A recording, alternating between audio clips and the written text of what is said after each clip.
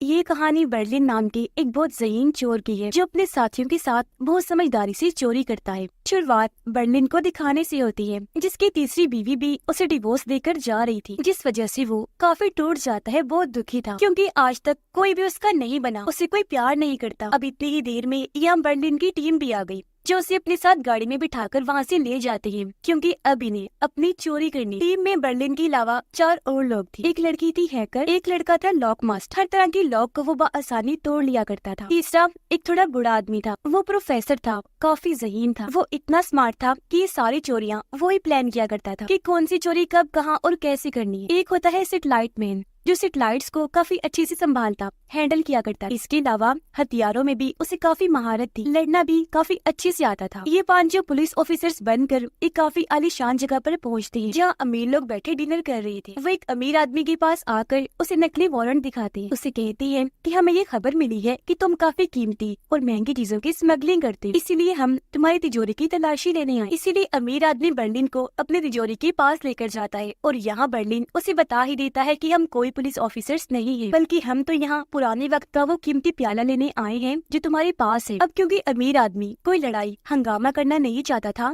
इसीलिए वो चुपचाप प्याला बर्लिन को दे देता है। और अब जब ये 5 यहाँ से जाने लगते हैं तो एक लड़का उनसे कहता है कि तुम लोग तो पुलिस ऑफिसर्स कहीं से भी नहीं लग रहे। इस वजह से बर्लिन को काफी गुस्सा, वो बहाने से उस लड़के को बाहर लेकर गया, उसे इतना रुलाता है कि वो घुटनों पर आ गया। बर्लिन को कहता है कि प्लीज मुझे छोड़ दो, मुझसे गलती हो गई। बर्लिन उसे कहता है कि सबके सामने स्मार्ट बनने की कोशिश ना करो, वरना मैं एक गोली से ही तुम्हारा सर उड़ा दूं। मैं ये भी जानता हूँ कि तुम ये सब कुछ अपनी दोस्त को दिखाने के लिए कर रही हो कि तुम कितने बड़े हीरो हो। तुम जो हो उसके सामने वही रहो, उसके साथ प्यार से रहो, क्योंकि प्यार से बढ़कर इस दुनिया में कुछ भी नहीं। जिसके बाद अगले दिन वो एक होटल में जाते हैं जहाँ अपनी चोरी का सारा प्लान करने वाले। बर्लिन एक और लड़की को अपनी टीम में शामिल कर लेता है जो इंजीनियर। इस लड़की को भी किसी ने धोखा दिया था, जिस वजह से वो दिमागी तौर पर थोड़ी कमजोर हो गई। अब क्योंकि वो पहले से काफी बेहतर हो गई थी, इसलिए चोरी में उनका साथ देने के लिए आ चुकी थी। जिसके बाद अब यहाँ बर्लिन और प्रोफेसर सबको अपना प्लान बताते हैं। वो बताते हैं कि इस प्याले की मदद से हम 44 मिलियन के जेवर की चोरी करने वाले। सब लोग इस प्लान को समझ जाते हैं और अगले ही दिन ये लोग एक फादर से मिलने चर्च गए। बर्लिन फादर को बताता है कि मैं एक प्रोफेसर हूँ और ये सारे मेरे स्टूडेंट्स हैं। हमने एक रिसर्च की है जिस दौरान हमें पता चला है कि आपके इस चर्च के नीचे बहुत सारा खजाना है, तो हम लोग यहाँ पर खुदाई करना चाहते हैं ताकि ये देख सके कि यहाँ पर खजाना है भी या नहीं। ये सुनकर फादर काफी खुश हो जाते हैं क्योंकि अगर सच में यहाँ पर खजाना है तो चर्च को इससे काफी फायदा होगा। फादर उन्हें बेसमेंट में लेकर जाता है और यहाँ पर खुदाई करने की इजाजत दे देता है। अब यहाँ पर सच बात ये थी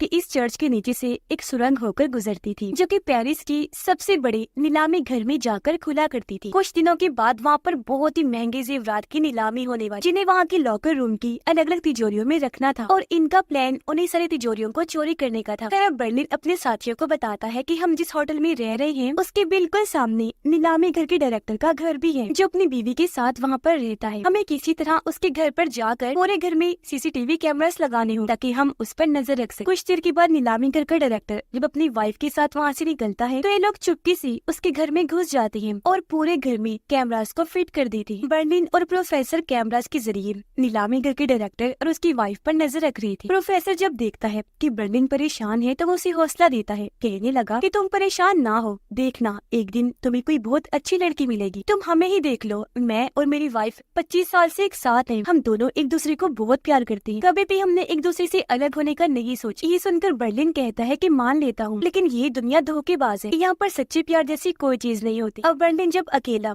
नीलामी घर के डायरेक्टर और उसकी वाइफ पर नजर रख रहा था तो वो देखता है कि अपने हस्बैंड के सोने के बाद उसकी वाइफ अपने डॉग को लेकर घर से निकल गई। तब बर्लिन भी उसका पीछा करता है। वो जब बार में गई तो बर्लिन भी उसके पीछे पीछे चला जाता है। उसने देखा कि बार में डायरेक्टर की वाइफ गाना गा रही है। उसे देखते ही बर्लिन को वो काफी पसंद आई, आवाज भी उसकी काफी अच्छी लगी, इसीलिए वो उसे हासिल करने का सोचता है। अगले दिन जब चर्च के फादर यहाँ पर आते हैं तो सारे उन्हें ये बताने लगे कि आपके चर्च के नीचे से हमें एक बहुत पुराने वक्त का कीमती प्याला मिला है। असल में ये तो वो वाला प्याला था जिन्होंने सबसे पहले चुराया था। जानबूझकर प्याले को उन्होंने यहाँ जमीन के नीचे रख दिया ताकि फादर को यही लगे कि यहाँ पर सच में कोई खजाना मौजूद है। उसे देखकर फादर की खुशी का कोई ठिकाना ही नहीं रहता, इसीलिए वो उन्हें और खुदाई करने की इजाजत दे देते हैं। अगले ही दिन से बर्लिन नीलामी घर की डायरेक्टर की वाइफ, जिसका नाम कमील था, उसके साथ दोस्ती करने की कोशिश करने लगता है। उसका पीछा करते हुए वो एक होटल में गया, उससे बातें करने लगता है। वो उसे अपना नकली नाम बताकर कहता है कि मैं यहाँ पर पेरिस में घूमने आया हूँ। कल रात बार में मैंने आपका गाना सुना था जो मुझे बेहद पसंद आया है। वो यहाँ जानबूझ के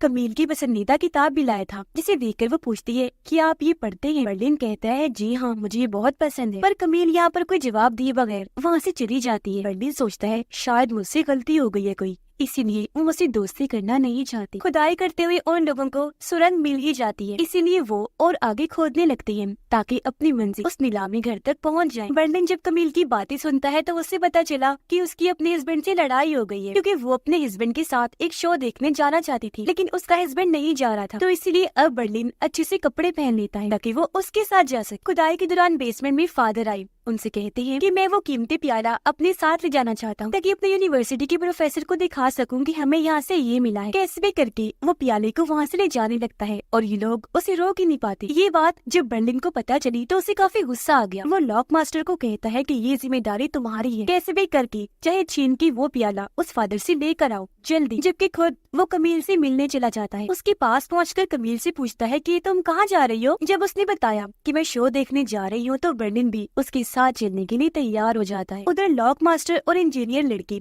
बाइक पे बैठकर वहाँ से निकल जाते हैं फादर से वो कीमती प्याला छीनकर वो जब यहाँ से भाग रहे थे तो तभी यहाँ पर फादर के कुछ दोस्त आ जाते हैं जो उन्हें रोक लेते हैं, लेकिन जैसे तैसे उन्हें चकमा देकर प्याला लेकर वो यहाँ से भागने लगे। तब फादर के दोस्त भी उनका पीछा करने लगते। लॉक मास्टर और इंजीनियर लड़की अब पार्किंग एरिया में जाकर छूट गयी, लेकिन फादर के दोस्त उन्हें ढूंढ लेते हैं और प्याला उनसे छीन लेते हैं। इस वजह से दोनों काफी डर गई, जल्दी से यहाँ से भाग जाते हैं कि इससे पहले कोई और मुसीबत आए। रात को बर्लिन और कमील जब वापस आए तो यहाँ हम नोटिस कर लेते हैं कि वो एक दूसरे के काफी करीब आ गई है, यानी उनकी अच्छी दोस्ती हो गई। इसलिए दोनों एक दूसरे को अपना अपना नंबर दे। अगली सुबह सेटेलाइट मैन हैकर के कमरे में जाता है उसे कोई मदद मांगने के लिए, साथ ही वो उसे दोस्ती करने की भी कोशिश करता है, लेकिन हैकर उसे ऐसा जाहिर करके दिखाती है कि मैं बहुत सख्त हूँ, लेकिन अंदर ही अंदर वो भी सेटेलाइट मैन को पसंद करने लगी। अब प्रोफेसर लॉकमैन और इंजीनियर लड़की के पास आते हैं जो बहुत ज्यादा घबराए हुए थे। प्रोफेसर उन्हें तसल्ली देते हैं कि देखो अब डरने की जरूरत नहीं है, क्योंकि जब तुमने प्याला फादर से छीना था तो वो तभी काफी डर गए थे, इसलिए उन्होंने अब वो प्याला चुपचाप ही मेरे हवाले कर दिया है, ये कहकर कि आइंदा की बात मैं बेसमेंट में नहीं आऊंगा और तुम अपनी खुदाई जारी रखो। उधर कमील बर्लिन से मिलने के लिए खुद ही आ जाती है उसके पास, लेकिन यहाँ बर्लिन के लिए एक मुसीबत थी, वो उसे कमरे में लेकर नहीं जा सकता था, क्योंकि अगर कमील अंदर आती तो कंप्यूटर्स का सेटअप देखकर वो पकड़ा जा सकता था। वो कमील को कहता है कि हम यही बात कर लेते हैं, मैं तुम्हें अंदर नहीं लेकर जा सकता क्योंकि तुम शादीशुदा हो, अगर हमें किसी ने देख लिया तो अच्छा नहीं होगा।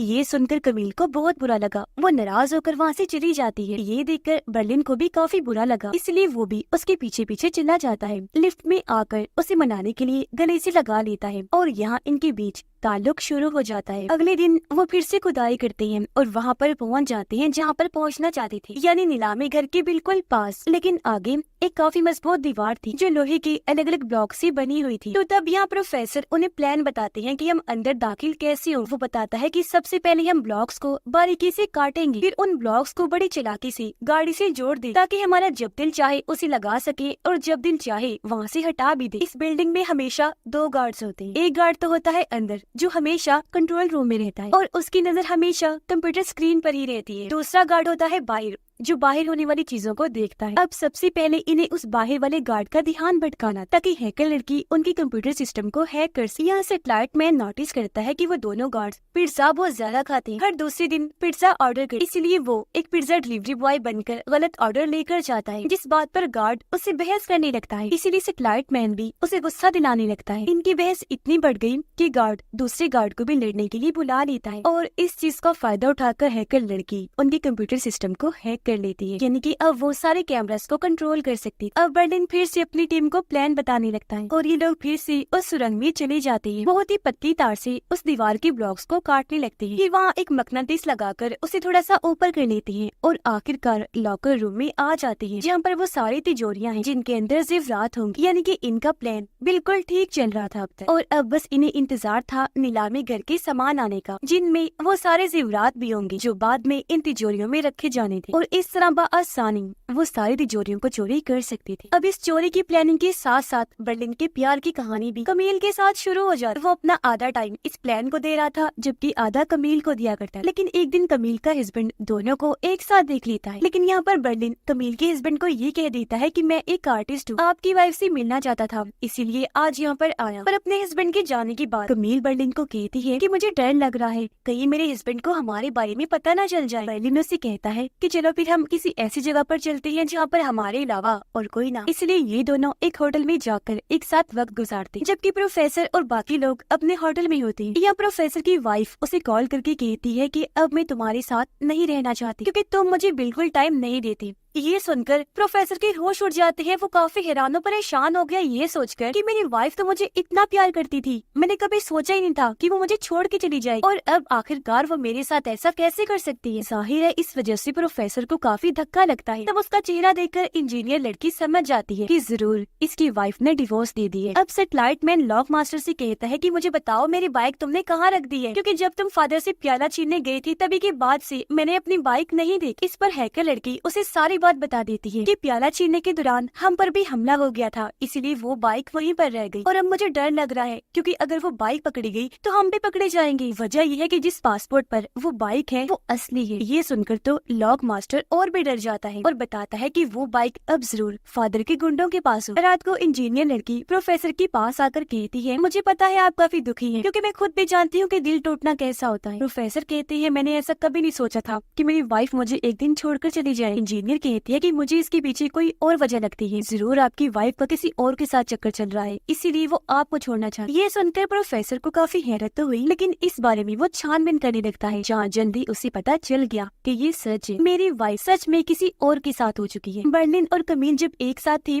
तो कमील का हस्बैंड उसे कॉल करके बताता है कि आज मैं छुट्टी पर था और मैंने तुम्हारी सारी ईमेल्स पढ़ ली है, मुझे पता चल गया है कि तुम्हारा अब किसी और के साथ चक्कर है। ये सुनकर बर्लिन हैरान नहीं था बल्कि वो तो खुश हो रहा था कि चलो शुक्र है अब कमील मुझे अपना लेगी और अपने हस्बैंड को छोड़ दे। लेकिन कमील तो उसे ये कह देती है कि मैं अपने हस्बैंड को नहीं छोड़ सकती, मैं उसे बहुत प्यार करती हूँ, मैं तुम्हें भी नहीं छोड़ सकती, तुम्हें भी पसंद करती हूँ, लेकिन मैं तुम्हारी वजह से अपने हस्बैंड को नहीं छोड़ सकती क्योंकि तुम्हारे साथ मेरी बस दोस्ती, जबकि मैं और मेरा हस्बैंड तो बच्चे के लिए प्लान बना रहे। ये सुनकर बर्लिन एक बार फिर टूट जाता है क्योंकि आज कमील भी उसे धोखा देगी, यानी कि आज भी उसे सच्चा प्यार नहीं मिला। इसलिए वो जब यहाँ से जा रहा था तो लॉक मास्टर को कॉल करके बताता है कि कमील का हस्बैंड बहुत ही चालाक इंसान है और अब मैं उसे सबक सिखा कर ही रहूं। अब कमील का हस्बैंड अपनी नीलामी करके लॉकर रूम में पहुंच जाता है और आने वाले सामान को तिजोरियों में रखने लगता है, जबकि उधर बर्लिन और उसकी टीम भी बिल्कुल तैयार थी उन सब को चुराने के लिए। जैसे ही सारी चीजें कमील का हस्बैंड तिजोरियों में रखता है तो वो टीम भी आगे बढ़ती है अपने प्लान को अंजाम देने के। एक एक करके तिजोरियों में जो भी सामान था वो सब को चुराने लगते हैं। यहाँ पर प्रोफेसर अपने घर टूटने की वजह से दुखी था, जबकि बर्लिन को एक बार फिर धोखा मिला था, वो इस वजह से गुस्से में था। तो यहाँ पर इन दोनों की आपस में बहस हो जाती है, जिस दौरान गलती से एक चीज वहाँ पर गिर गई जिससे आवाज पैदा हुई और ये आवाज कमील का हस्बैंड नीलामी घर का डायरेक्टर सुन लेता है। इसीलिए वो गार्ड को कहता है कि जल्दी जाओ लॉकर रूम में चेक करो वहाँ पर कोई है तो नहीं। और अब जब सिक्योरिटी गार्ड वहाँ पर चेक करने के लिए आया तो ये सब लोग जल्दी से वहाँ पर छुप गए, तो गार्ड उन्हें देख ही नहीं पाता, उसे लगता है कि यहाँ पर सब कुछ ठीक है। अब ये लोग भी बड़ी चालाकी से सारी तिजोरियों को चोरी कर लेते हैं और चुपचाप यहाँ से निकल भी जाते। अब ये लोग प्लान करते हैं कि हम यहाँ पर अपनी हर एक चीज को हटा देंगे, साफ सफाई भी कर देंगे ताकि किसी को भी कभी शक ना हो कि हम यहाँ पर आए और हमने ही ये चोरी। अब हालांकि उन्होंने ऐसे कपड़े पहने हुए थे कि यहाँ पर उनका बाल भी नहीं गिर सकता था, लेकिन वो फिर भी यहाँ पर सफाई करते हैं ताकि कोई भी सबूत यहाँ पर रह ना जाए और पुलिस इन तक पहुँच ना जाए। रात के वक्त बर्लिन लॉक मास्टर के साथ कमील के हस्बैंड के घर जाता है। यहाँ वो उसे एक दवाई सुगाकर बेहोश कर देते हैं, फिर उसके पूरे घर से ये लोग कैमरास को निकाल देते हैं। फिर बर्लिन लॉक मास्टर को कहता है कि अब से हम सारे अलग अलग होटल्स में रुकेंगे और कोई भी बाहर नहीं निकलेगा, क्योंकि अगर कोई बाहर आया तो हम पकड़े जा सकते, यानी कि एक रात के लिए उन्हें अंडरग्राउंड सबसे छुपकर अलग अलग रहना पड़े। ये कहकर वो लॉक मास्टर को यहाँ से भेज देता है, जबकि खुद कमील के हस्बैंड के कपड़े पहनकर उसके फार्म हाउस में जाता है और जो जेवरात इन्होंने चुराए थे उनमें से एक लॉकेट के टुकड़े करके वो पूरे घर में फैला देता है, ताकि जब पुलिस इंक्वायरी करने यहाँ पर आए तो उन्हें यही लगे कि कमील के हस्बैंड ने ही चोरी या फिर चोरी में चोरों का साथ दिया है। अब असल में यहाँ पर बर्लिन कमील के हस्बैंड के साथ ही सब कुछ बदला लेने के लिए कर रहा था, उसे फंसा कर ताकि वो फंस जाए और उसकी वाइफ कमील मेरे पास आ जाए और हम दोनों का ताल्लुक दोबारा से पहले जैसा हो जाए। अब लॉकर रूम से बाहर आने के बाद ये उस दीवार को भी मजबूती से वेल्डिंग कर दी थी ताकि यहाँ पर भी कोई सबूत बाकी ना रहे। फिर उन्होंने पूरे सुरंग को भी पहले जैसा बना दिया। फिर सारे कैमरास पर से और सिस्टम पर से भी पूरी तरह अपना कंट्रोल हटा देते हैं ताकि शक की जरा से भी गुंजाइश ना बचे। रात के वक्त सैटेलाइट मैन हैकर लड़की से मिलने आता है। उसे कहने लगा कि अभी फिलहाल मैं पेरिस नहीं छोड़ सकता क्योंकि अगर पुलिस बाइक तक पहुंच गई तो वो लोग मेरे पासपोर्ट तक भी पहुंच जाएंगे। मैं अपना पासपोर्ट चुराने ऑफिस गया था लेकिन वहाँ हर तरफ अलार्म लगे हुए, इसलिए मैं पासपोर्ट नहीं चुराया और अब मुझे तुम्हारी मदद चाहिए ताकि मैं अपना पासपोर्ट हासिल कर सकूं। ये सुनकर हैकर लड़की कहती है पर मैं तुम्हारे साथ नहीं जा सकती, बर्लिन ने बाहर निकलने से मना किया है। ये सुनकर सैटेलाइट मैन कहता है पर ऐसा करना ही पड़ेगा क्योंकि अगर मेरा पासपोर्ट पुलिस की हाथ लग गया तो हम लोग और हमारी चोरी तो वैसे भी पकड़ी जाए, इसलिए अब जल्दी से मेरे साथ चलो। जो सुनकर हैकर लड़की भी उसकी मदद करने को राजी हो जाती है। ये दोनों अपने साथियों से बहाना बनाकर वहाँ से बाहर निकल जाते हैं जबकि लॉक मास्टर इंजीनियर लड़की के कमरे में आ जाता है। इंजीनियर लड़की लॉक मास्टर से पूछती है कि तुम्हारी उंगली पर टैटू कैसा बना हुआ है, जिस पर दोनों एक दूसरे को देखकर मुस्कुराने लगी क्योंकि ये भी एक दूसरे को पसंद करती थी। हैकर और सैटेलाइट मैन उस ऑफिस में पहुंच जाते हैं। हैकर यहाँ के सिस्टम को हैक करके उसका पासपोर्ट निकालने की कोशिश करती है लेकिन सिक्योरिटी गार्ड उन्हें देख लेता है और पूछता है कि तुम लोग कौन हो और यहाँ पर क्या कर रहे हैं। तब हैकर कहती है कि मैं यहाँ की नई वर्कर हूँ, लेकिन तभी यहाँ पर और भी वर्कर्स आ जाते हैं जो हैकर से उल्टे सीधे सवाल जवाब करने लगते हैं। इसी दौरान हैकर के कंप्यूटर में एरर आने लगता है। इन्हीं पासपोर्ट निकलने में गड़बड़ी आ रही थी। ये देखकर गार्ड हैकर को कहता है कि तुम्हें कंप्यूटर को दोबारा से चलाना होगा, रीस्टार्ट करना होगा। अब ऐसा करने के लिए गार्ड जब टेबल के नीचे जाता है तो वो वहाँ पर सैटेलाइट मैन को देख लेता है जो छुपा हुआ था। अब एक तरफ हैकर उसका पासपोर्ट डिलीट कर रही थी जबकि गार्ड सैटेलाइट मैन पर गन तान लेता है। पूछता है कि बताओ आखिर तुम दोनों कौन हो और यहाँ पर क्या करने आए हो। सैटेलाइट मैन उसकी तरफ कुछ फेंक कर मारता है जिससे उसकी गन नीचे गिर गई। गन को जल्दी से हैकर उठाकर उन्हीं पर तान लेती है। वो उनसे झूठ बोल देती है कि हम लोग चोर हैं और यहाँ पर चोरी करने के लिए आए हैं। दोनों उनसे कुछ पैसे भी छीनते हैं और यहाँ से भाग निकलते, जिस बात से दोनों ही काफी खुश हो गए। लॉक मास्टर और इंजीनियर एक बार में गए जहाँ पर बहुत सारे अमीर लोग आए हुए थे तो यहाँ से वो उनकी गाड़ी चुराने का सोचते हैं। सिक्योरिटी गार्ड उन्हें अंदर जाने नहीं देते, इसीलिए वो बड़े चालाकी से एक कपल की गाड़ी चुराकर वहाँ से भाग जाते हैं। लॉक मास्टर इंजीनियर लड़की को लेकर एक जगह पर जाता है जहाँ पर रेस हो रही थी और ये गाड़ियों की रेस, इसलिए लॉक मास्टर वहाँ के एक आदमी को चैलेंज करता है। कहने लगा कि अगर मैं ये रेस हार जाऊंगा तो मैं अपनी गाड़ी तुम्हें दे दूंगा और अगर तुम हार गए तो तुम्हें मुझे देनी पड़ेगी। इंजीनियर लड़की यहाँ पर चोरी किया हुआ एक हार भी लेकर आई होती है। उसका पहनने का दिल कर रहा था लेकिन लॉक मास्टर उसे ऐसा करने से मना कर रहा था, ये कहकर कि यहाँ पर इसे पहनना खतरे से खाली नहीं होगा। जिस पर इंजीनियर कहती है कि मैंने अपनी जिंदगी में इतना महंगा और कीमती लॉकेट पहली बार देखा है, मेरा बहुत दिल कर रहा है इसको पहनने, लेकिन अगर तुम मना कर रहे हो तो मैं बाद में पहन लूंगी। ये कहकर उसने हार को अपनी जेब में रख लिया। अब इस रेस में लड़कियों को भी गाड़ी के ऊपर खड़ा किया जाता था, यानी एक गाड़ी पर एक लड़की खड़ी हुआ कर गाड़ी को वो स्पीड में चलाया जाता है। जैसे रेस स्टार्ट हुई इंजीनियर लड़की को काफी मजा आया क्योंकि वो लॉक मास्टर की गाड़ी के ऊपर खड़ी। तभी इंजीनियर लड़की का फोन बजने लगा। उसने जब चेक किया तो उसके पुराने दोस्त का फोन था। ये देख वो काफी हैरान रह गई, जज्बाती भी हो जाती है, इसलिए लॉक मास्टर को गाड़ी रोकने के लिए कहती है। वो भी बिना सोचे गाड़ी रोक देता है और इस शाम वो इस रेस में हार गया था। इंजीनियर लड़की बहुत ज्यादा रोने लगती है, इसलिए लॉक मास्टर उसे संभालता है। रेस हारने की वजह से लॉक मास्टर को वो गाड़ी दूसरे लड़के को देनी पड़ती है, जिसके बाद वो इंजीनियर को लेकर यहाँ से चला जाता है। वो उसे एयरपोर्ट पर ले जाकर एक प्लेन में बिठाता है। पूछने लगा कि आखिर ऐसा क्या हुआ था जो तुमने गाड़ी रुकवाई। वो बताती है कि मेरे पास मेरे पुराने दोस्त की कॉल आ गई थी जो देखकर मुझे उसकी याद आने लगी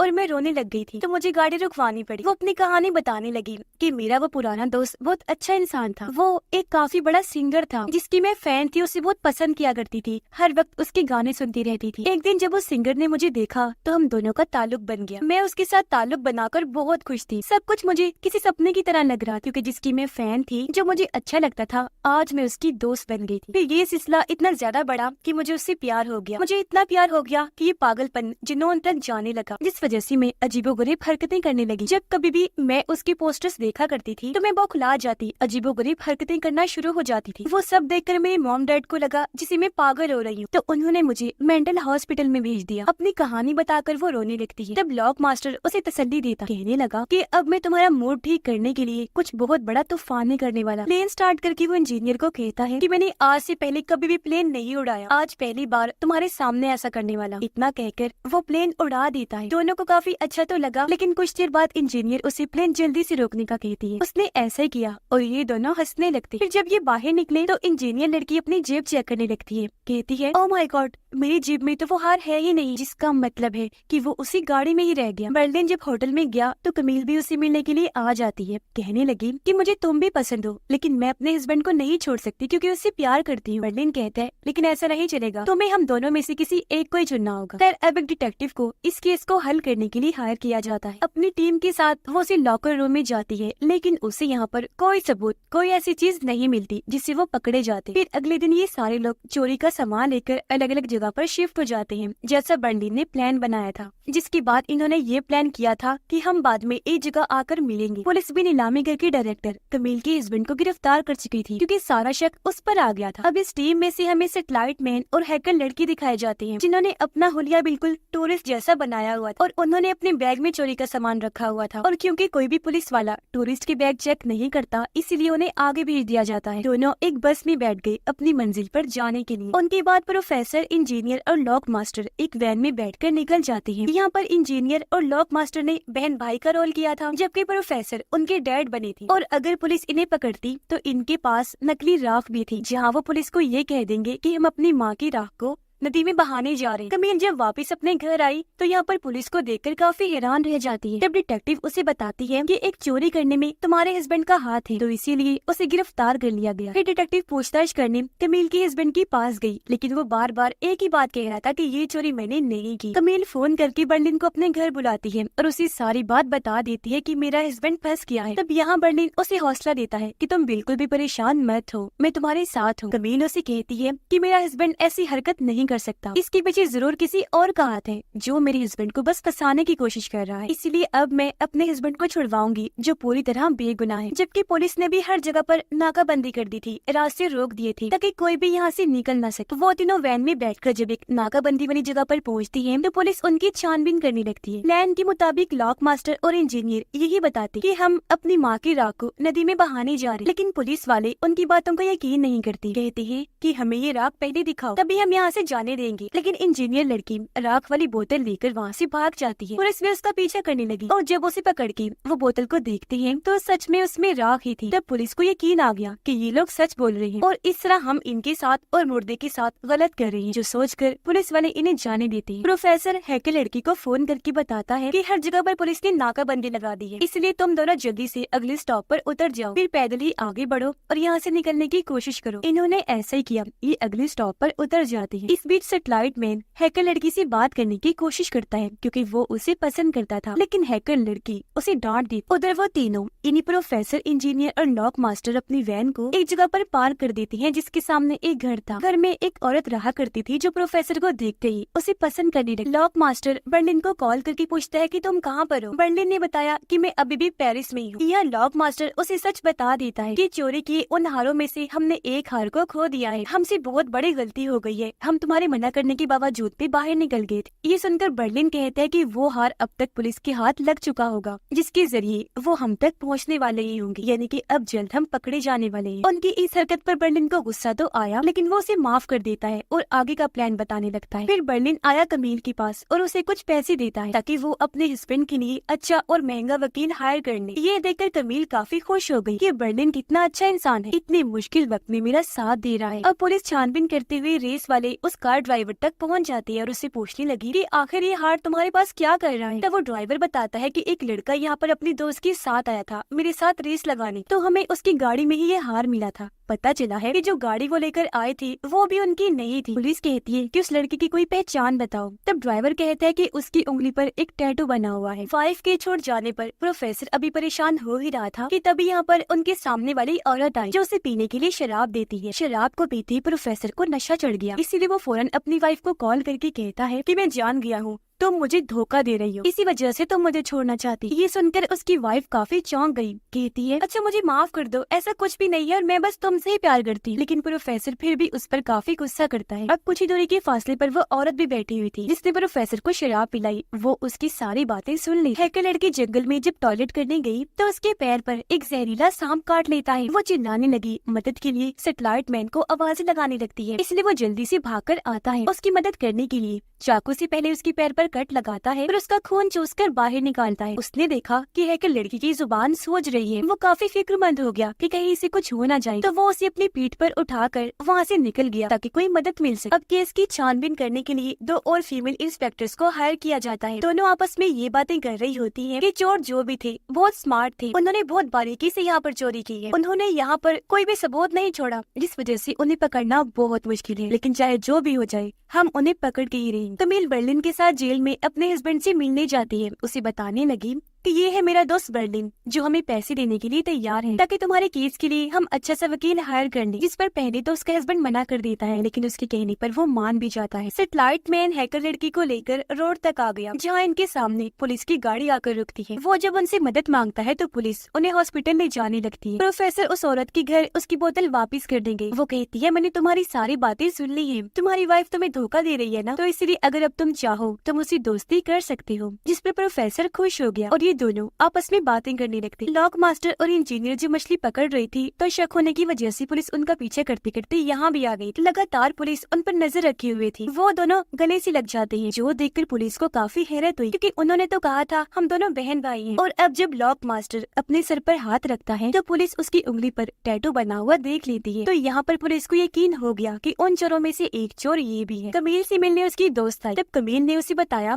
कि मेरा दोस्त बर्लिन यहीं पर है जो बहुत अच्छा है, मेरे हस्बैंड को छुड़वाने के लिए वो मेरी मदद कर रहा है। ये सुनकर उसकी दोस्त काफी हैरान रह गई। कमील से कहती है ये बात सोचने में काफी अजीब है, वो तुम्हारा दोस्त है लेकिन फिर भी तुम्हारे हस्बैंड को छुड़वाने में तुम्हारी मदद कर रहा है। एम्बुलेंस के जरिए हैकर को जब पुलिस ले जा रही थी तो तभी हैकर की जेब से गन नीचे गिर जाती है, जो देखकर पुलिस को काफी हैरत हुई। अब सैटेलाइट मैन जल्दी से वो गन उठाकर पुलिस पर तान देता है। कहने लगा कि अब जल्दी से जाकर अपनी गाड़ी में बैठ जाओ और हमारे लिए कोई हरकत करने की जरूरत नहीं है। प्रोफेसर जब उस औरत के साथ था तो वो बाहर झांकता है जहाँ पर पुलिस उनकी वैन के सामने खड़ी हुई थी। उसे लगा कि जरूर पुलिस को हम पर शक हो गया है, तो पुलिस के जाने पर वो वहाँ की साफ सफाई कर देता है ताकि हम पकड़े ना जाएं और यहाँ से जल्द निकलने की तैयारी करने लगता है। अब एक दिन कमील बर्लिन को कहती है कि देखो मैं अपने हस्बैंड को नहीं छोड़ सकती, तो तुम्हारे लिए बेहतर यही होगा कि तुम मुझे ही छोड़कर यहाँ से चले जाओ। प्रोफेसर इंजीनियर और लॉक मास्टर को बता देता है कि पुलिस यहाँ पर आई थी, उन्हें हम पर शक है, तो हमें जल्द से जल्द यहाँ से निकलना चाहिए। जिसके बाद वो बर्लिन को कॉल करता है उसे पूछने के लिए कि तुम कहाँ पर हो। जब बर्लिन ने उसे बताया कि मैं अभी तक पेरिस में हूँ तो प्रोफेसर उसे कहता है कि तैयार हो जाओ, मैं तुम्हें लेने के लिए आ रहा। और अब क्योंकि इस केस को हल नहीं किया जा रहा था तो यहाँ पर एक और डिटेक्टिव को हायर किया जाता है। वो उस टैटू के निशान को हर जगह फैला देती है और कहती है कि अगर इस टैटू वाला इंसान किसी को भी कहीं भी दिखे तो फौरन उसे गिरफ्तार कर लिया जाए। अब कमील से मिलने दोबारा उसकी दोस्त आई। पूछती है कि कमील तुम्हारी जिंदगी में ये सब कुछ क्यों चल रहा है और इतनी जल्दी जल्दी सब कैसे हो रहा है। कमील कहती है कि मैं खुद परेशान हूँ, मुझे भी समझ नहीं आ रही कि यहाँ पर चल क्या रहा है। जिस पर उसकी दोस्त कहती है कि अक्सर मैंने फिल्मों में देखा है कि लड़की का जो दोस्त होता है वही उसके हस्बैंड को फंसाता है और तुम्हारे केस में भी मुझे ऐसा ही लग रहा है। हो सकता है कि बर्लिन ही वो इंसान हो जिसने तुम्हारे हस्बैंड को फंसाया है और अब वो तुम्हारी मदद करने का नाटक कर रहा है ताकि तुम्हारे सामने हीरो बन सके। ये सुनकर कमील को काफी हैरानी हुई और वो चुपके से बर्लिन की जेब से उसका पास चुरा लेती है ताकि वो बर्लिन के कमरे में जाकर चेक कर सके कि क्या मेरी दोस्त सच कह रही है, क्योंकि अभी तक उसने बर्लिन का कमरा नहीं देखा था। प्रोफेसर भी बर्लिन से मिलने के लिए आ जाता है और ये दोनों भी यहाँ से निकलने का प्लान बनाने लगे। पुलिस को लग रहा था कि वो सारे चोर अभी भी उस होटल में ही रह रहे हैं, इसलिए वो उन्हें पकड़ने के लिए वहाँ पहुँच जाती है, जबकि बाकी पुलिस उनकी वैन के पास आ जाती है बाकियों को पकड़ने के लिए। कमील भी जब बर्लिन के कमरे में जाती है तो यहाँ पर कैमरास और बाकी सेटअप देखकर काफी हैरान रह जाती है। वो समझ गई कि बर्लिन ही चोर है और इसने ही मेरे हस्बैंड को फंसाया है। उधर पुलिस उनकी वैन की तरफ बढ़ रही थी जिसके अंदर इंजीनियर और लॉक मास्टर थे। पुलिस जब उन पर गोली चलाने लगती है तो वो लोग भी बदले में गोलियां चलाते हैं। तब इंस्पेक्टर उनसे पूछती है कि आखिर तुम लोगों की मांगे क्या है। इसी के साथ वैन में पर्दे के पीछे से एक स्पीकर बाहर आता है जिसमें लॉक मास्टर कहता है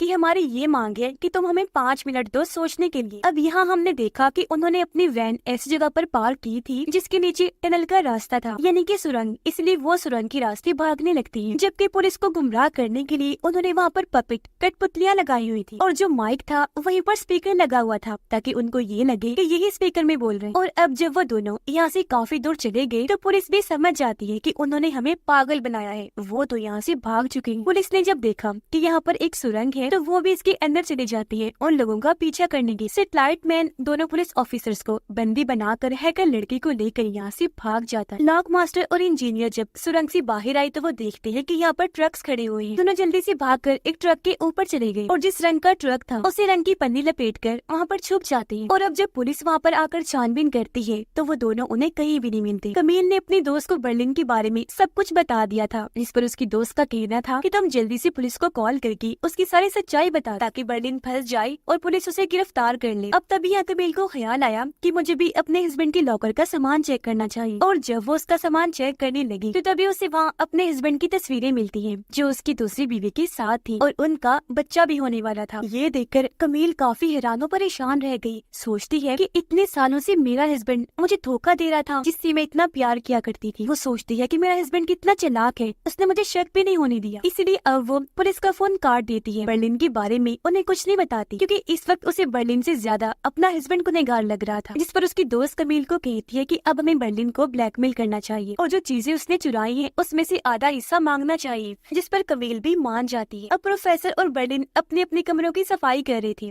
ताकि जब पुलिस यहाँ पर आए छानबीन करने के लिए तो उन्हें कुछ भी ना मिले। हैकर और सेटेलाइट मैन भी पुलिस को बेहोश करके एक कश्ती में अपने साथ ले जाते हैं। इंजीनियर और लॉक मास्टर जिस ट्रक पर थे वो भी चल पड़ता है, जिस वजह से वो काफी खुश थे क्योंकि उन्हें यकीन था कि अब हम बिना किसी रुकावट के अपनी मंजिल पर पहुँच जाएं। इसी बीच बर्लिन हैकर को कॉल करके उसे सीसीटीवी कैमरास को हैक करने को कहता है ताकि वो लोग पुलिस को गुमराह कर सके। हैकर ने जल्दी से कैमरास को हैक कर लिया तो प्रोफेसर और बर्लिन एक ट्रक में बैठकर वहाँ से निकल जाते हैं, जिससे आखिर पुलिस उन्हें बिल्कुल भी नहीं पकड़ पाती। फिर यहाँ से वो दो लड़कों की बाइक रेंट पर लेती है। फिर थोड़ा आगे जाने पर पिज्जा डिलीवरी बॉय बन जाते हैं। आगे चलकर उन्होंने साइकिल ली और पहाड़ों पर वो चढ़ाई करने लगते हैं। ऐसा वो इसलिए कर रहे थे ताकि कोई भी पुलिस वाला उन पर शक न करे और उनका ये प्लान कामयाब भी हो रहा था। और अब आखिरकार हैकर और सेटेलाइट मैन सही सलामत कश्ती से वहाँ से निकल जाते। सेटेलाइट मैन हैकर को कहता है कि मैं तुमसे बहुत प्यार करता हूँ, जब तुम्हें सांप ने काटा था मैं बहुत फिक्रमंद हो गया। ये सुनकर वो काफी खुश हो गई और अब यहाँ वो भी अपने प्यार का इजहार करती है कि हाँ मैं भी तुमसे बहुत प्यार करती हूँ। जिसके बाद वो सभी अपनी मंजिल पर पहुँचते हैं जो एक ही थी। सब यहाँ पर मिले और हंसी खुशी वहाँ से निकल जाते हैं। ये लोग इतनी बड़ी चोरी करके उसमें कामयाब होकर बहुत खुश थे और सही सलामत वहाँ से निकल जाते। इसके बाद हमें कुछ महीनों के बाद का वक्त दिखाया जाता है। बर्लिन कमील को अभी भी नहीं भूला था, इसलिए एक दिन जब कमील उससे मिलने आई तो बर्लिन काफी खुश हुआ और वो उसे सब कुछ सच सच बता देता है कि हाँ मैंने ही तुम्हारे हस्बैंड को फंसाया था क्योंकि मैं तुमसे प्यार करता हूँ, तुम्हें हासिल करना चाहता हूँ। बाहर कमील की दोस्त भी थी जो उसकी इन बातों की रिकॉर्डिंग कर रही थी क्योंकि इस रिकॉर्डिंग की मदद से वो बर्लिन को बाद में ब्लैकमेल करने वाली थी। साथ ही अब यहाँ पुलिस डिपार्टमेंट भी पूरी तरह नाकाम ही रह गया था क्योंकि कैसे भी करके ये उन्हें पकड़ ही नहीं पाए थे, पर उन्हें यकीन था कि वो लोग दोबारा चोरी जरूर करें। इसलिए पुलिस अब इस मौके की तलाश में थी कि जब वो चोरी करेंगी तो हम फौरन उन्हें पकड़ लेंगे। और अब अगले दिन कमील और उसकी दोस्त बर्लिन से मिलने आते हैं। वो बर्लिन को ब्लैकमेल करने लगती है कि हमारे पास तुम्हारी रिकॉर्डिंग है जो हम पुलिस को दे देंगे और अगर तुम चाहते हो कि हम ऐसा ना करें तो चोरी किए हुए पैसों में से 40% हमें भी दो। ये सुनकर बर्लिन मुस्कुरा दिया, कहता है कि मैंने तो वो रिकॉर्डिंग पहले ही तुम लोगों से चुरा ली है क्योंकि मैं जानता था तुम लोग कुछ ऐसा करने वाले और बाद में मुझे ब्लैकमेल करोगे। लेकिन सच में कमील मैं तुमसे सच्चे दिल से प्यार करता हूँ। मैंने अपने फायदे के लिए तुम्हें जरा भी इस्तेमाल नहीं किया और मेरे लिए पैसा नहीं प्यार